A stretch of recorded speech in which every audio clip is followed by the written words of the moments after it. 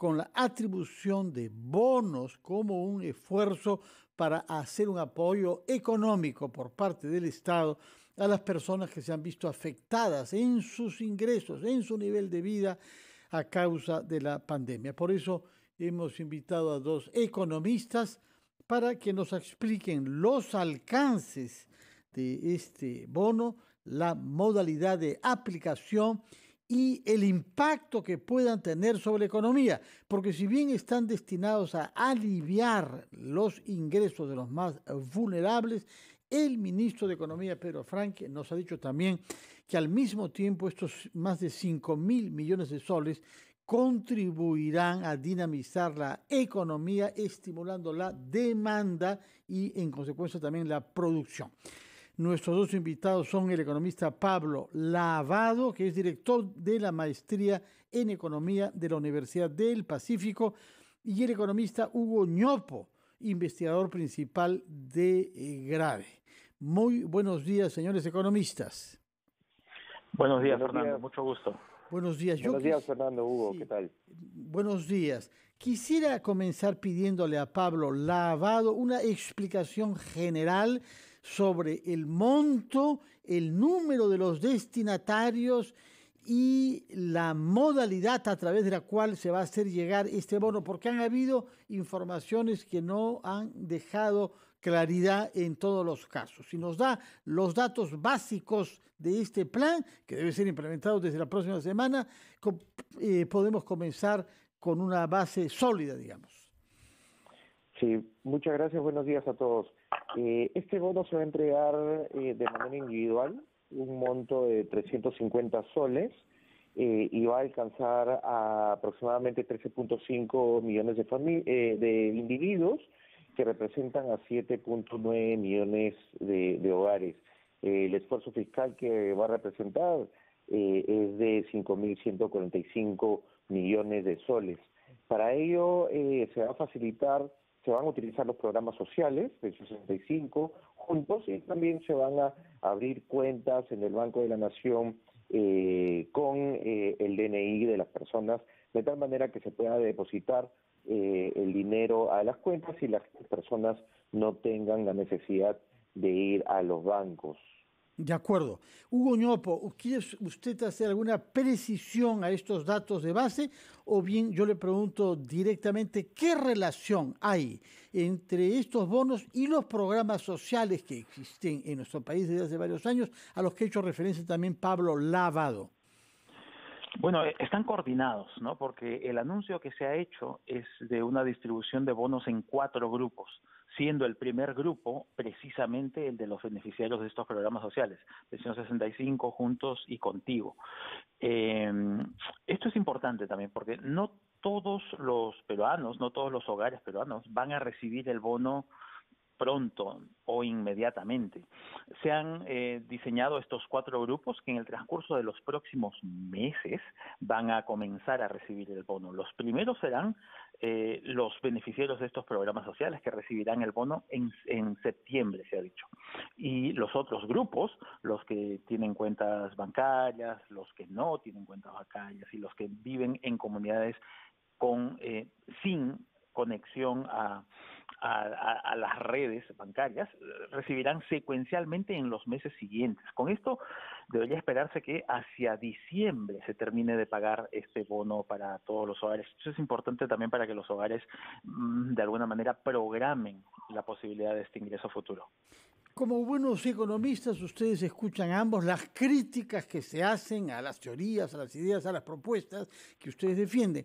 De las críticas que han escuchado, y dirijo la pregunta en primer lugar a Pablo Lavado, ¿cuáles le parecen las más sustantivas, las menos ideologizadas y aquellas que en consecuencia pueden contribuir una mejor claridad en el diseño del plan de atribución de bonos? Esa es una pregunta importante. Yo creo que estamos en un contexto distinto al que vivíamos el año pasado. En el año pasado la economía está cerrada, hubo meses que estaba completamente cerrada, después se empezó a reabrir, y en ese contexto la entrega de las transferencias por emergencia cobraba más importancia. Por supuesto, con oportunidad y con este carácter universal que tuvo. Hoy en día estamos en otro contexto, en un contexto en el que, con las palabras del ministro Franque, la economía se está recuperando, el empleo todavía más rezagado, los ingresos aún más rezagados. Yo creo que parecería que este esfuerzo hecho una sola vez en este contexto, y como bien dices, parecería estimular la demanda, es un esfuerzo muy diluido y transitorio, y no tendría el impacto que uno estaría esperando para dos cosas. Uno, mitigar o mejorar la capacidad del consumo y de los ingresos de las familias, y dos, seguir y continuar la reactivación económica a través de este tipo de impulsos fiscales. De acuerdo. Hugo Ñopo, ¿cómo reacciona usted frente a la pluralidad de críticas que se han formulado frente al plan de atribución de bonos? Voy a hacer 2 puntos. Uno, que es complementario al que acaba de hacer Pablo. Este es un estímulo a la demanda. Sí, es pequeño, habrá que ver cuál es el tamaño del arca fiscal, cómo encajaba todo eso. Después voy a discutir aquello, pero subrayo lo que ya nos contó Pablo, es un estímulo a la demanda. Falta complementar un estímulo a la producción. Ya el gobierno ha hablado de creación de 1 millón de puestos de trabajo, pero ahí hay que poner un pero muy importante. No es tan relevante el número de puestos de trabajo. En un país tan informal, tan precario, con productividad tan baja, el número de puestos de trabajo no es un criterio importante para el estímulo a la producción. Mucho más importante es preguntarse qué productividad van a tener esos empleos, qué salarios van a devengar esos empleos. No basta con tener 1 millón de empleos nuevos si esos empleos van a generar ingresos tan bajos para los hogares. Hay que preocuparnos por la productividad de esos empleos. ¿Y quién en la economía es el que genera los empleos de mayor productividad? Pues la mediana y la gran empresa. Es ahí donde tiene que diseñarse un buen conjunto de incentivos para que se generen esos empleos. No solamente un conjunto de incentivos, sino también una red básica de confianza, predictibilidad, confiabilidad en el manejo técnico de toda la macroeconomía. Lo que hemos hecho bien los últimos 10, 20, 30 años tiene que continuar haciéndose bien para generar la confianza que permita que las inversiones se den. Ese es un primer punto, un primer punto que quería poner como comentario. Un segundo que tiene que ver con las críticas que se le hacían al bono en el pasado. 1 año atrás, 18 meses atrás, recordaremos que varias personas, incluyendo el ministro actual, Pedro Franque, reclamaban una universalidad de un bono y reclamaban un monto mucho mayor para el bono. Hemos visto ya varias veces los videos que, por ejemplo, Pedro Franque ponía diciendo el bono tiene que ser universal y debería ser de 1.000 soles por persona, era el video que él ponía, ¿no? Y es muy interesante ver cómo es que una cosa es con guitarra, otra cosa es con cajón. Ahora que él está sentado en el ministerio, claramente él ve las cuentas, ve el impacto que esto puede tener y entonces diseña un bono mucho más realista, sustentable, de acuerdo a nuestras capacidades, de acuerdo a lo que nuestra economía puede absorber. Entonces, esto también nos dice bastante respecto de cómo deben tomarse las críticas y cómo debe uno filtrar las críticas respecto de cuando alguien está en la oposición y en qué lado de la oposición se encuentra cada quien. Claro que sí. Y yo les ruego acompañarnos durante una breve pausa y escuchar a los anunciantes de RPP, después de la cual quisiera retomar en concreto una crítica porque ha aparecido hoy en el diario El Comercio, escrita por nuestra colega Alejandra Costa del Comité de Lectura. Y ella sostiene que este plan de bonos no va a ser de ayuda significativa ni para aliviar a las personas que tienen menos recursos, ni para contribuir a la creación de empleo, ni para contribuir a que no sigan subiendo los precios. Y en consecuencia dice que equivale más o menos a querer encender el auto con las llaves de la casa. Quisiera oír ¿Cómo enfrentan ustedes esta crítica publicada hoy en El Comercio bajo el título de Mirarse al espejo? Nos lo contestan, por favor, después de una breve pausa. Estamos conversando con dos economistas, uno de ellos Pablo Lavado de la Universidad del Pacífico y el otro Hugo Ñopo del Centro de Investigaciones de Grade, respecto del plan de bonos anunciado por el ministro de Economía, Pedro Frank, que se ha venido consolidando durante la semana y que pasará a ser efectivo en septiembre, como nos lo han precisado nuestros invitados. Y yo quería preguntarles sobre esta crítica formulada a manera de síntesis en El Comercio de hoy por Alejandra Costa, que sostiene que no aliviará de una manera significativa las necesidades de consumo de las personas con menos recursos, ni contribuirá a crear más empleo y a que se detenga el alza de precios. ¿Esta triple crítica tiene algún fundamento? Bueno, vamos a ponerlo en términos muy simples. Este bono de 350 soles es una canasta básica para una persona un mes. Imaginemos que esto se va a dar en un solo mes, en un solo momento del tiempo para una persona.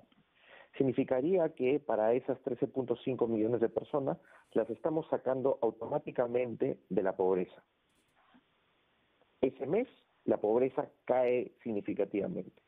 Pero el siguiente mes, toda esa familia, como ya no hay bono, regresa automáticamente a la pobreza.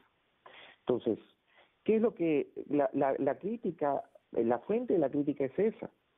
Yo creo que estamos en otro contexto en donde acá el apoyo principal debería enfocarse a los más vulnerables, a los hogares que están en la pobreza, incrementar el bono, ya que se está haciendo este esfuerzo fiscal, incrementar el bono y hacerlo para más meses, por lo menos para los meses que quedan del año.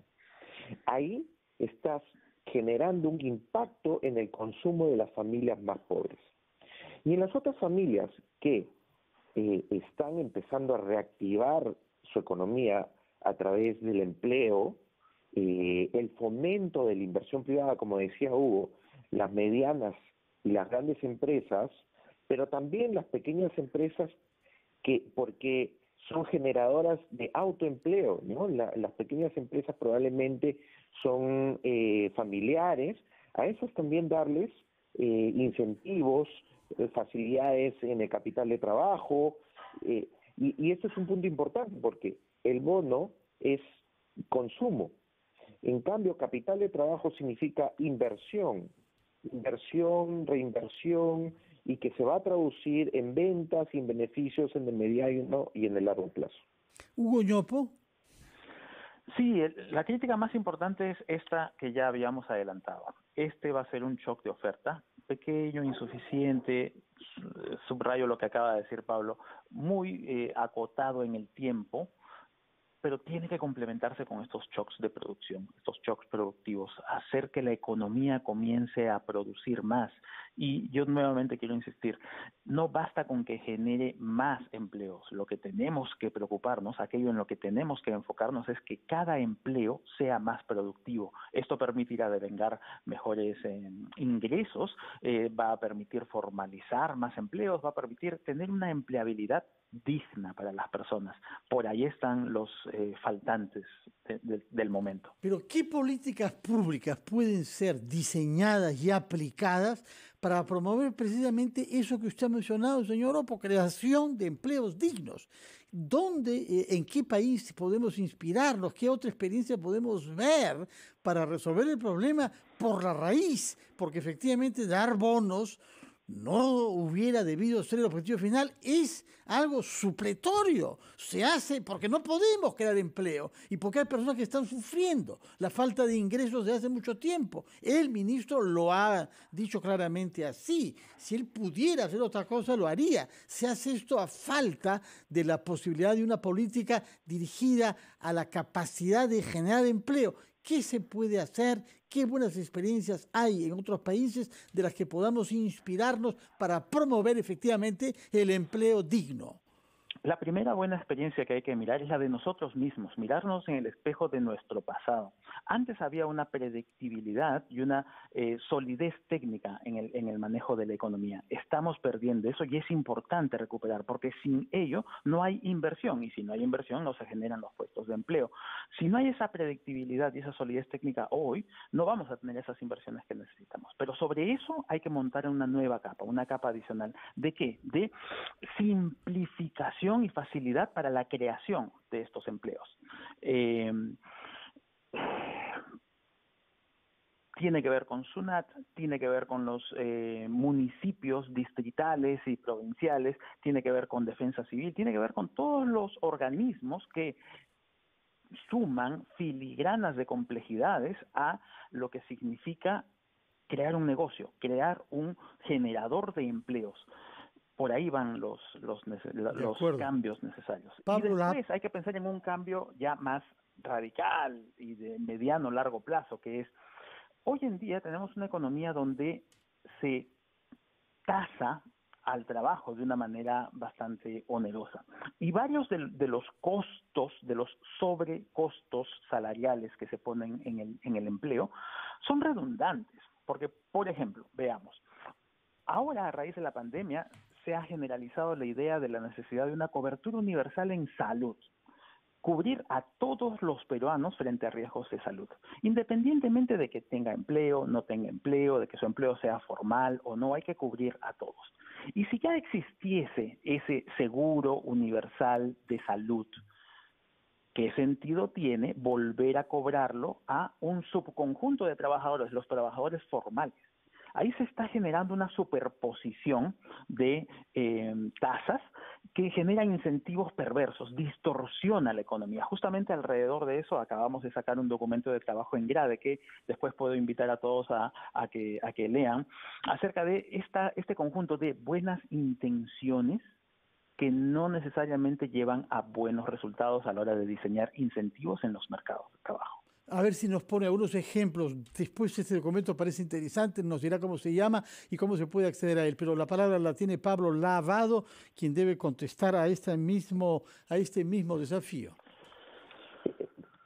Para crear empleos dignos tienes a tres grandes actores.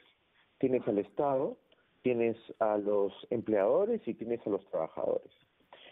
Con respecto a los empleadores, lo que hay es que dar las facilidades, como decía Hugo, simplificarle la vida a los empleadores para generar empresa, para invertir, para generar trabajo. Y esto va por una simplificación tributaria, por una simplificación de toda la legislación laboral. La legislación laboral tiene más de 1.500 páginas.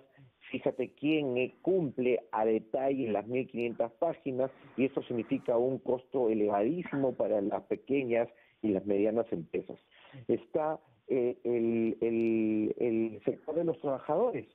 Y esto es muy importante porque, vinculado a lo que mencionaba Hugo, estos sobrecostos que tiene que pagar el empleador para generar una protección al trabajador, la recomendación en la literatura, en la evidencia internacional y sobre todo para países como el nuestro que tiene altas tasas de informalidad es desvincular la protección social a la relación laboral. Siempre que hablamos de derechos laborales, fíjate que solamente estamos pensando en un cuarto de la población del Perú, cuando deberíamos pensar en el 100% de los trabajadores del Perú.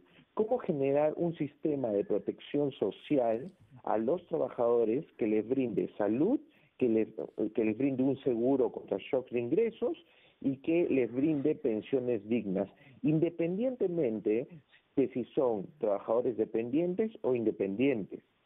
Y esto generaría pues una facilidad en la administración para que por un lado los empleadores puedan generar empresa, facilitar la inversión, también definir este tema de los despidos arbitrarios y una vez definido eso, construir tu sistema de protección social. Y finalmente tienes al Estado. El Estado, pues, tiene un primer gran paso que tiene que dar el Estado es generar una base de datos única del Perú, en donde tenga registrado a las personas y que tenga registrado dónde trabaja, en qué trabaja y cuáles son los ingresos, no por un sentido de persecución, sino por un sentido de acercamiento. Y esto lo hemos visto el año pasado. ¿Por qué el Estado se ha demorado tanto en llegar a las personas? Una de las causas es que no tiene una base de datos para proteger a las personas. Si tuviésemos esta base de datos, el Estado podría llegar fácilmente a las personas. De acuerdo. Pero la otra cara de la moneda es la responsabilidad del ciudadano con respecto al Estado. Es muy interesante para mí que hemos comenzado hablando sobre los bonos y estamos terminando hablando sobre temas de fondo, legislación laboral, creación de empleo y también digitalización de la actividad bancaria. El día de ayer, yo como muchos compatriotas fui a un banco para sacar dólares y comprar dólares o incluso depositar dólares que había en parte comprado en un cambista. Y la funcionaria de la ventanilla del banco me dijo, ya, vamos afuera para que los ponga usted en el cajero automático. Pero le dije, pero no quiero salir con dólares a la calle. Vengo al banco del que soy cliente para que usted reciba estos dólares usted, acá, dentro, bajo techo. No quiero salir con dólares a la calle. Y me llamó la atención que la señorita quisiera enseñarme a cómo se ponen dólares en vez... Bueno, en todo caso, estamos ante dificultades de digitalización de la actividad bancaria. ¿En qué se puede mejorar en este rubro? Y luego también sobre legislación laboral. En el caso de los restaurantes, por ejemplo, alguna persona en un restaurante me hizo saber que las normas preveían por la pandemia que los trabajadores en la sala, los camareros, se deban cambiar de zapatos cada 4 horas. Esa norma parece copiada de Suecia o de Suiza, en donde los trabajadores van manejando sus autos con un maletín. Pero ¿quién se puede cambiar los zapatos cada 4 horas en el Perú? Por favor. Bueno, quisiera que me pongan algunos ejemplos sobre simplificación, que es el concepto que ha introducido Hugo Ñopo, y sobre modificaciones que las ha también invocado Pablo Lavado. Vamos primero, por favor, a los titulares de la media hora y regresamos unos minutos más con 2 economistas, Hugo Ñopo y Pablo Lavado.